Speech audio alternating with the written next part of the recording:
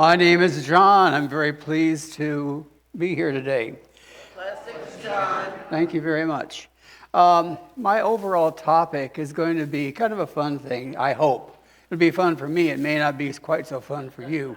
But my topic is recreating the breath of God. Now, I need to kind of start out with being a former teacher. I mean, they say once a teacher, always a teacher. But being a retired teacher and stuff like this, I always kind of feel like I'm being drawn back into things. So I want to start out with something. Let's go straight to the Bible. Let's go straight to Genesis. Genesis 2, as a matter of fact. Verse 7. God formed man from the dust and breathed the breath of life into his nostrils, transferring him into a living soul. Sounds like a pretty good idea. And anyhow, another contrasting thing is in Acts 2. The Holy Spirit arrived as a rushing mighty wind. Finally, it's filling the disciples with divine power to preach globally. So there's two complete different ideas. You've got the concept of the breath. When you think of breath, you think of something that's intimate, something that's close, something that's personal, something that's warm and filling. When you think of a mighty wind, you think of expelling things out, like pushing something away, like filling the sails of a boat. Or in breath, it's intimate, like a soft kiss on a baby's cheek or something like that. A very, very soft and intimate thing.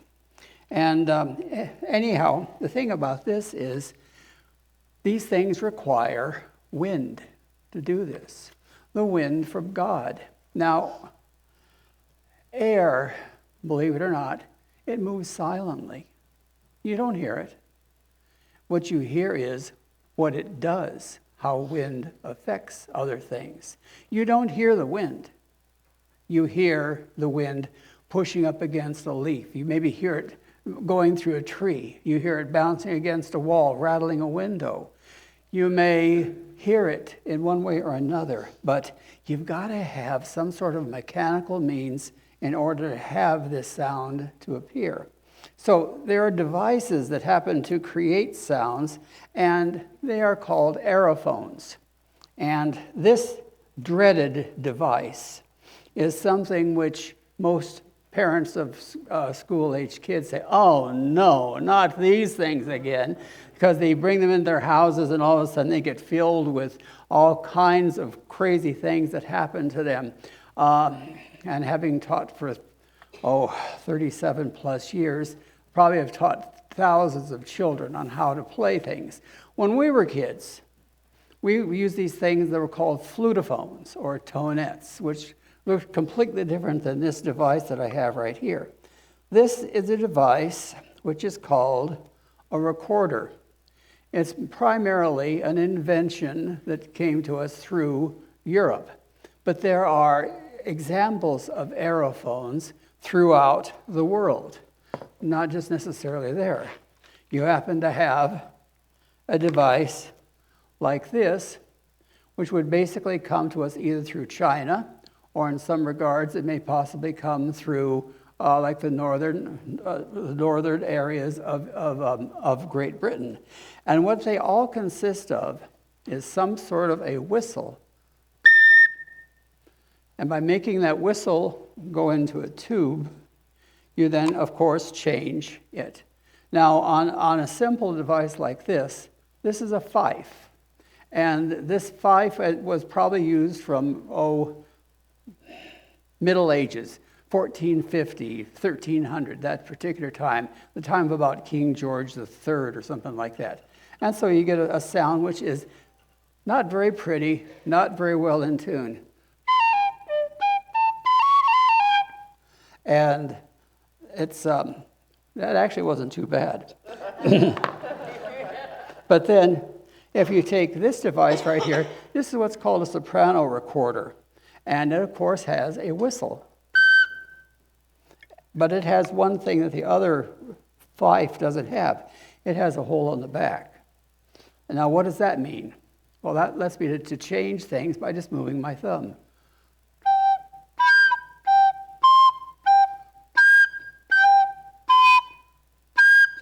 And I can get that higher octave by playing it.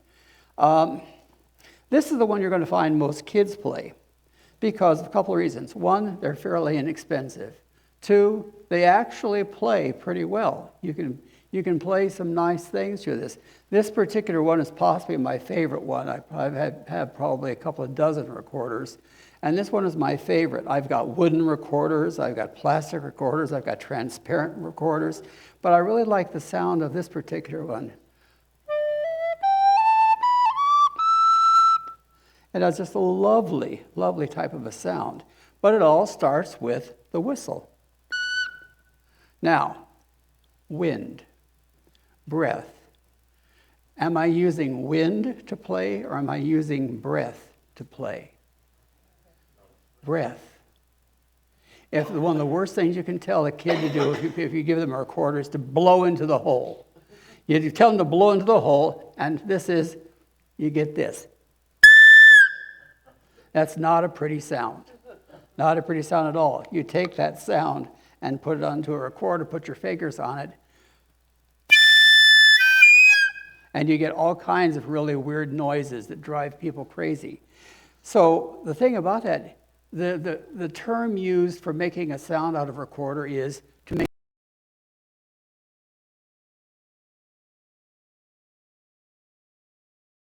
correct level of wind.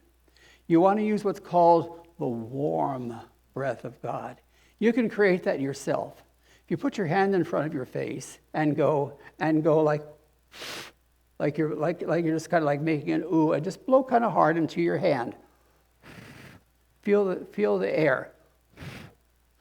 Now I want you to take your same hand and I want you to go like that. They don't feel the same, do they? What's the difference? One is warm, the other is cool. You want to get that warm air, but a sufficient amount of warm air going into the recorder for it to work right. If your level is too low, it won't speak. If it's too much, you get the overblowing. So you need to find just that right in-between spot.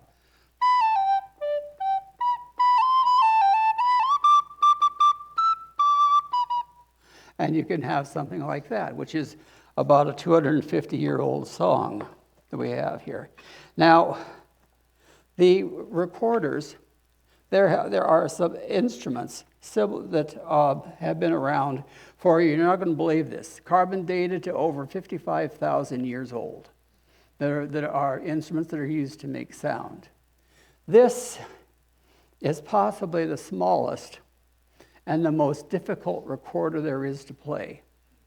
It is called a Garkland, and which almost sounds like little pickle, but there's barely enough room for my fat fingers to get on here, and it's not used for much of anything other than just little flourishes.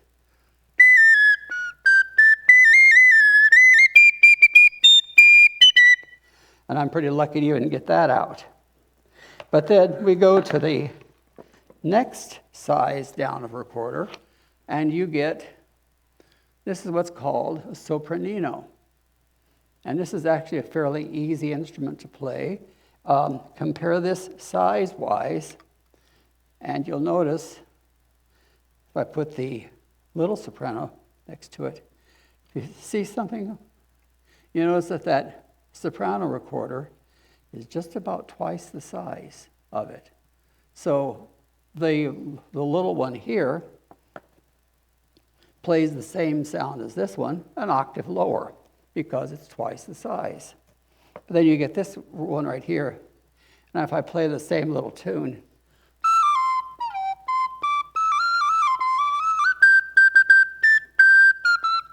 and it sounds different, because this is tuned to what's called the key of F.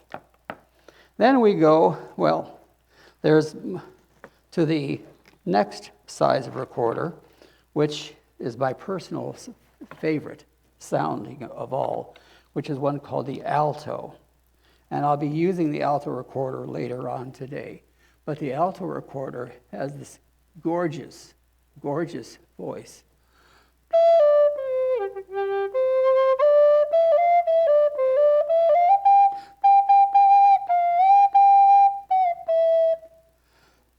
I have to get my fingers used again because the recorder, your finger distances change.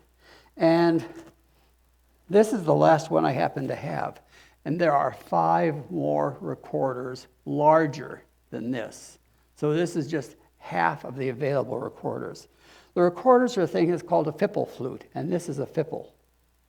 Fipple is just an old word that means plug. If I take this recorder and blow air into it, air in, air out. But you put the Fipple in place, and you have a whistle. You take the whistle, and you put it onto a larger tube, and then you add a bottom piece onto it, which is called a foot. And now you happen to have what's called a tenor recorder. The bigger the recorder, generally the harder it is to play. And when your hands are arthritic like mine are, it gets kind of hard to get these reaches worked out. It's kind of like playing a bassoon, except with a bassoon, your fingers are even farther stretched apart. But then you get this recorder, the tenor recorder, which is an octave lower than the soprano recorder.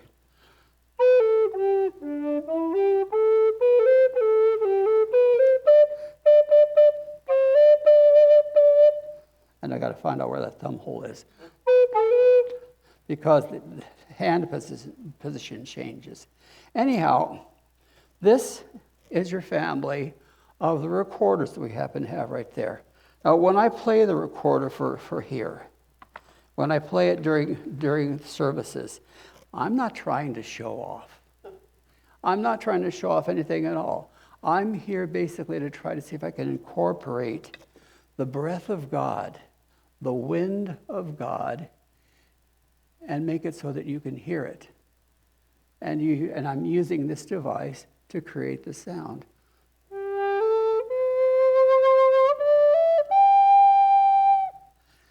At about the year 1720, they stopped using this recorder, and they went to what's called the transverse flute, which is played like so, that a lot of kids have. Fingering, almost identical. But the transverse flute, because its construction took its place because it could play a bigger range, it could play with more qualities of sound. It could play more emotionality and put more things behind it. And anyhow, I've well used up my time, and I appreciate your hanging in there with me so far. I'll have these things sitting out after the service in case anybody comes by and would like to take a look at them. I would suggest that you not necessarily try to play them, because I have no idea what kind of cooties you'd be getting by if you try to play them. So anyhow, I thank you very, very much.